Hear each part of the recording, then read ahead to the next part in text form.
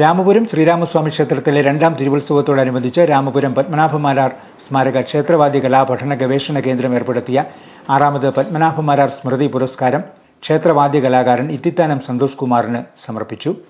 Festival coordination committee സംസ്ഥാന working president advocate Rajesh Pallattu പുരസ്കാരവും പ്രശസ്തി പത്രവും സന്തോഷ് ഇത്തിത്താനത്തിന് സമ്മാനിച്ചു. ക്ഷേത്ര ആചാരങ്ങൾ അല്ലെങ്കിൽ ക്ഷേത്ര ജീവനക്കാരായി തൻ്റെ കുലത്തൊഴിൽ എന്ന നിലയിൽ ചെയ്തു വന്നിരുന്ന ഒരു വിഭാഗം, അതിൽ ഒരു വിഭാഗം എന്ന് മാത്രമല്ല, അതുമായി ബന്ധപ്പെട്ട് ക്ഷേത്രവുമായി ബന്ധപ്പെട്ടുള്ള സകല വിഭാഗങ്ങളും തൻ്റെ കുലത്തൊഴിലിനോട് ചേർന്നുള്ള പേര് പോലും തൻ്റെ പേരിനോട് ചേർത്ത് വേണ്ട എന്ന് ചിന്തിച്ചു തുടങ്ങിയിരുന്ന ഒരു കാലഘട്ടം കേരളത്തിലുണ്ടായി.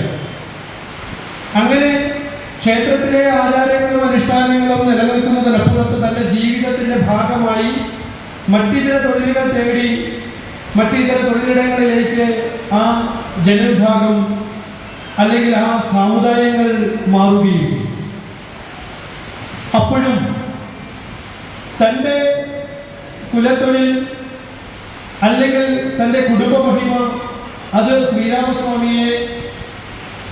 ശ്രീരാമസ്വാമിയുടെ പാതാരബന്ധികളിൽ സേവിക്കുന്നതിനുള്ളതാണ് എന്ന് മനസ്സിലാക്കി നീണ്ട 90 വർഷങ്ങൾക്കോളം